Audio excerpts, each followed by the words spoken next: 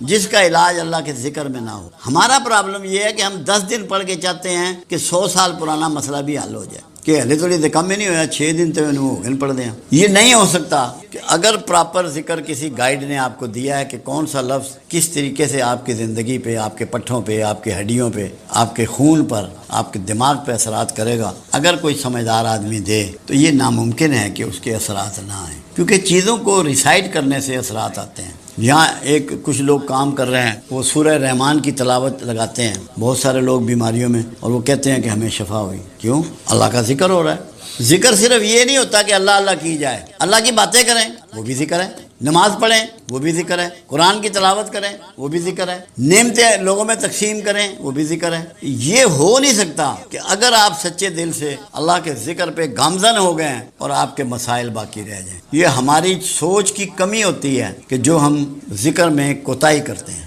میں تو اس کو کہتا ہوں کہ ایک پریکٹس کر لو، ایک عادت بنا لو، جو مسئلہ تمہیں درپیش ہے، جو پریشانی درپیش ہے، اللہ کے حضور باتیں کرو، گریا کرو اس سے۔ اللہ کہتا ہے مجھ سے کانا پھوسی کرو، کانا پھوسی ذکر ہے، کرو تو صحیح، شرماؤ مت اللہ سے، اس سے اپنے من کی باتیں کرو، ذکر کرو، تمہارے مسئلے حل ہو جائیں گے۔ ہم کرتے ہیں نہیں، دوڑتے ہیں کہ فلاں پیر صاحب کو چلیے کم ہو جائے گا۔ پیر صاحب نے بھی آپ کو اللہ کا ذکر ہی بتانا ہے، جب اللہ کے رسول صلی اللہ علیہ وسلم ذکر تجویز فرما رہے ہیں۔ 4 چیزیں رسول اللہ کے ہاں طریقہ تھا، جو لوگ آنے والے کے لیے میرے آقا دعا فرماتے، اگر جسمانی عارضہ ہوتا تو دم کرتے، اور پانی میں کبھی پھونک نہیں ماری، آپ اپنا ہاتھ مبارک، دست مبارک پانی میں ڈبو دیتے، کبھی لعاب لگا دیتے، چھڑی سے دم کر دیتے، اللہ کا ذکر تجویز کرتے لازمی، اور اتنا کہ جو انگلیوں پہ کیا جا سکے۔ تسبیح اس وقت استعمال نہیں ہوتی تھی، لمبا ذکر میرے آقا نے کبھی نہیں بتایا تھا، تاکہ لوگوں کو آسان ذکر بتایا جائے، اور اگر جسمانی عارضہ ہوتا تو کھانے پینے کی چیز ایڈوائز کرتے۔ ہم انہی 4 طریقوں سے چل رہے ہیں، 5ویں کوئی چیز ہم نہیں کرتے۔ مین چیز اللہ کا ذکر ہے، اگر لوگ کر لیں۔ ہمارے پاس کوئی بندہ ایسا نہیں آیا جس نے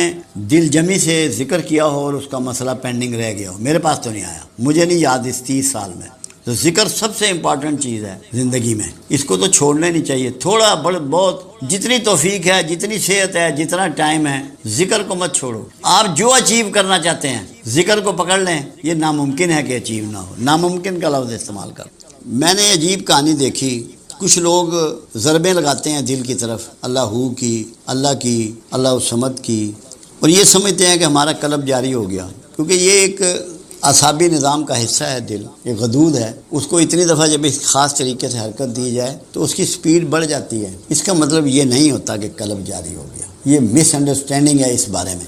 قلب جاری ہونا یہ ہے کہ تیرے قلب میں ہر وقت اللہ کا ڈر اور اس کے رسول کی محبت موجود ہو۔ تو آنکھ اٹھائے، تو کان اٹھائے، تو ناک اٹھائے، تو منہ اٹھائے، تو ہاتھ اٹھائے، تو پیر اٹھائے، تجھے پتا ہو کہ جو میں کرنے لگا ہوں تجھے یہ دماغ میں بسی ہوئی ہو کہ میرا اللہ اس میں راضی ہے کہ ناراض ہے، رسول اللہ کو یہ بات پسند ہے کہ ناپسند۔ تجھے اپنی ہر حرکت جو تو نے کرنی ہے، جاگنے سے سونے تک اور سونے سے جاگنے تک، کھانا پینا، لوگوں سے ملنا، نوکری، کاروبار، اس میں تیرے ذہن میں یہ ہو کہ میری جو یہ حرکت ہے یہ اللہ کی نافرمانی میں ہے کہ اللہ کی فرما برداری میں ہے، میری یہ حرکت رسول اللہ کے طریقے کے مطابق ہے یا آپ کے طریقے کے مخالف ہے۔ یہ ہے قلب کا جاری ہونا، زندہ ہونا، اسے ہر لمحے اس میں خیال رہے۔ کیوں؟ اسلام ایک پریکٹس کا نام ہے، ایک رویے کا نام ہے، ایک سسٹم کا نام ہے، ایک ارادے کا نام ہے، ایک ماحول کا نام ہے۔ اگر آپ کو قلب جاری کرنا ہے تو آپ سے کسی انسان کو کوئی ذوف نہ پہنچے، کسی بھی خالق کا یا مخلوق کا حق آپ سے ضائع نہ ہو، تو پھر آپ کا قلب جاری ہے۔ اگر آپ ظلم و ناانصافی کرتے ہیں، جھوٹ بولتے ہیں، بے ایمانی کرتے ہیں، بدحیائی کرتے ہیں، تو پھر آپ کا کوئی قلب جاری نہیں ہے۔ خوف خدا کا آپ کے اندر بس جانا، رسول اللہ صلی اللہ علیہ وسلم کی محبت کا آپ کے دل میں بس جانا۔ میں نے عجیب کہانی دیکھی، کچھ لوگ ضربیں لگاتے ہیں دل کی طرف، اللہ ہو کی، اللہ الصمد کی، اور یہ سمجھتے ہیں کہ ہمارا قلب جاری ہو گیا، کیونکہ یہ ایک اعصابی نظام کا حصہ ہے۔ دل ایک غدود ہے، اس کو اتنی دفعہ جب اس خاص طریقے سے حرکت دی جائے تو اس کی سپیڈ بڑھ جاتی ہے۔ اس کا مطلب یہ نہیں ہوتا کہ قلب جاری ہو گیا، یہ مس انڈرسٹینڈنگ ہے اس بارے میں۔ قلب جاری ہونا یہ ہے کہ تیرے قلب میں ہر وقت اللہ کا ڈر اور اس کے رسول کی محبت موجود ہو، تو آنکھ اٹھائے، تو کان اٹھائے، تو ناک اٹھائے، تو منہ اٹھائے، تو ہاتھ اٹھائے، تو پیر اٹھائے، تجھے پتا ہو کہ جو میں کرنے لگا ہوں تجھے یہ دماغ میں بسی ہوئی ہو کہ میرا اللہ اس میں راضی ہے کہ ناراض ہے، رسول اللہ کو یہ بات پسند ہے کہ ناپسند۔ تجھے اپنی ہر حرکت جو تو نے کرنی ہے، جاگنے سے سونے تک اور سونے سے جاگنے تک، کھانا پینا، لوگوں سے ملنا، نوکری، کاروبار، اس میں تیرے ذہن میں یہ ہو کہ میری جو یہ حرکت ہے یہ اللہ کی نافرمانی میں ہے کہ اللہ کی فرما برداری میں ہے، میری یہ حرکت رسول اللہ کے طریقے کے مطابق ہے یا آپ کے طریقے کے مخالف ہے۔ یہ ہے قلب کا جاری ہونا، زندہ ہونا، اسے ہر لمحے اس میں خیال رہے۔ کیوں؟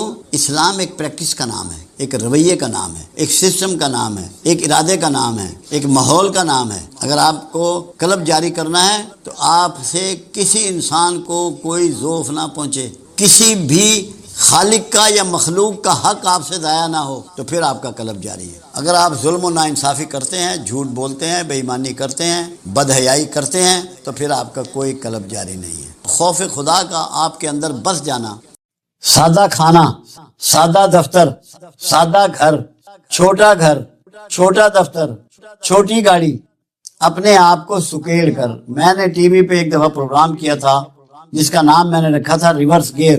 اس میں میں نے یہی کہا تھا کہ پیچھے آ جاؤ ورنہ ذلت تمہارا پیچھا کر رہی ہے، تمہیں نہیں چھوڑے گی۔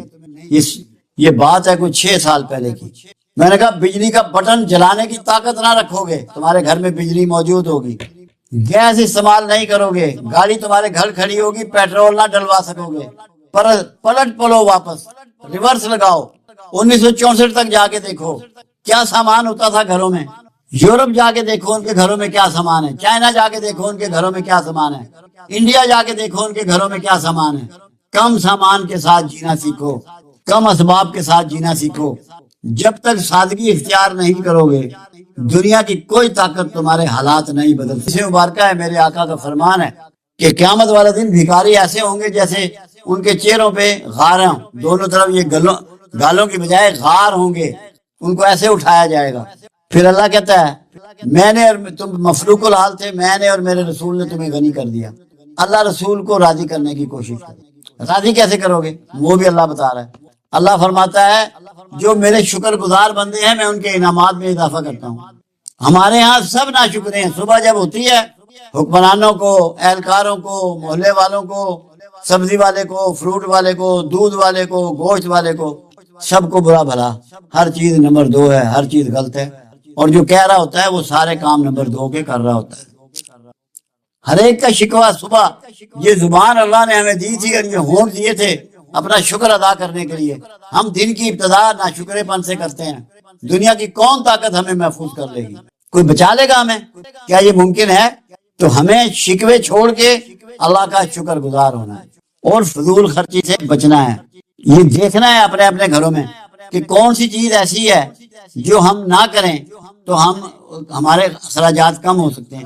بھلے ان کے پاس جتنا مرضی پیسہ ہو مگر اخراجات کرنا اچھی عادت نہیں ہے۔ ایک ایک آئٹم کو گننا ہے، دیکھنا ہے کہ آج سے 50 سال پہلے ہمارے گھروں میں کیا چیزیں استعمال ہو رہی تھی، کتنی استعمال ہو رہی تھی، آج کتنی استعمال ہو رہی ہیں اور کیا رویے ہیں ہمارے۔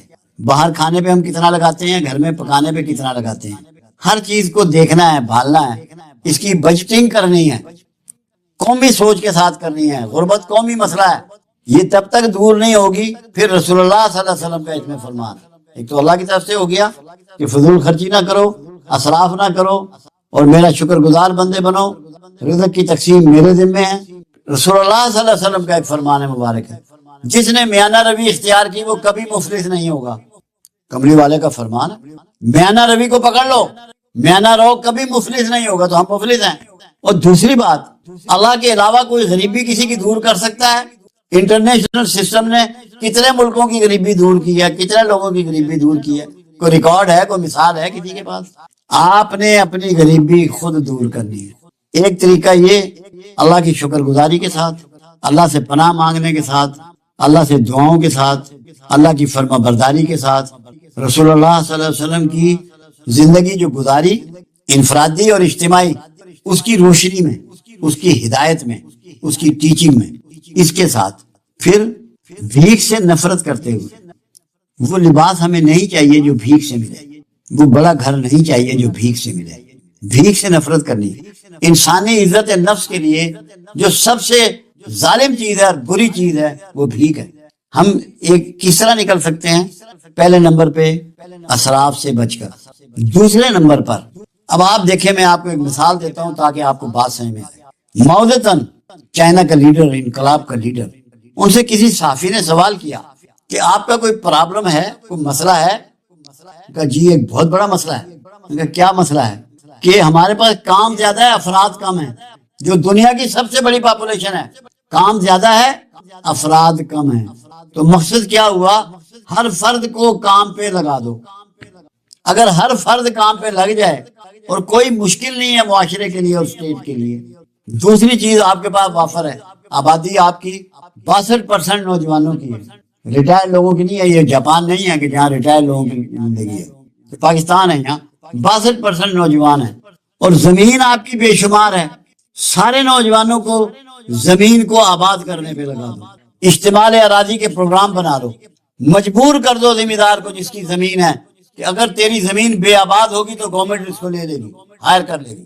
نوجوانوں کو یہ بتا دو کہ پاکستان کا کوئی سڑک ایسی نہ ہو جس کی سائڈیں کچی ہوں، وہ آباد کرنی ہے. کھیت آباد کرنے ہیں، پہاڑوں کو مسمار کر کے ان کو ہموار کر کے آباد کرنا ہے. ایگریکلچر ملک بن کے دکھا دو. ہر نوجوان کو استعمال کرو. میں چائنا کی ڈاکومنٹری دیکھتا ہوں، اشش کرتا ہوں. عورتیں، مرد، بچے، بوڑھے، جوان اپنے اپنے حصے کا سب کام کر رہے ہیں. یہ قسم کھا لو کہ ہم نے کسی کے مال پہ زندہ نہیں رہنا. ہم نے اپنے حصے کا کام کرنا ہے. اپنے آپ کو 24 گھنٹے جتا ہوا رکھنا ہے تاکہ قوم کی حالات سمر جائیں. قرضوں سے 78 سال میری عمر ہو گئی ہے، ابھی تک ہم قرضے ہی دیکھ رہے ہیں. قرضوں سے قوم نکلی نہیں. جب تک کام نہیں کرو گے، خود غیرت نہیں کرو گے، تمہیں کوئی نہیں نکال سکتا. ایک فارمولہ ماؤ زے تن نے دیا کہ جتنی آبادی ہے، جتنے لوگ ہیں، ان سب کو سکل ان سکل دونوں طرح کے کام موجود ہیں معاشرے میں، مملکت میں موجود ہیں. ہر بندے کو کام پہ لگا دو. ویلے بندے کو برداشت نہ کرے قوم کسی شکل میں. ویلا کھیت برداشت نہ کرے، ہر حال میں کھیت آباد ہو. اور ایک فارمولہ کبیر داس نے دیا امیر ہونے کا، غربت سے نکلنے کا. ایک تو ماؤ زے تن نے دیا، پہلے اللہ نے دیا، اس کے رسول نے دیا، پھر میں نے ماؤ زے تن کو کوٹ کیا. اب کبیر داس، جیسے چائنا میں کنفیوشس ہوا ہے ایسے انڈیا میں کبیر داس ہوا ہے. ہمیں نہیں معلوم کہ وہ پیغمبروں میں سے تھا یا پیغمبروں میں سے نہیں تھا، مگر جو اس کی سیئنگ ہے وہ کمال کی. کبیر داس کہتا ہے جو امیر ہوا بچا کر ہوا، کما کر نہیں ہوا. جو امیر ہوا بچا کر ہوا، کما کر نہیں ہوا. مثال دی اس نے. ایک شخص ہے 1000 روپیہ روز کماتا ہے اور شام کو 1000 ہی خرچ کر دیتا ہے. اس کے مقابلے میں دوسرا شخص ہے وہ 500 روپے روز کماتا ہے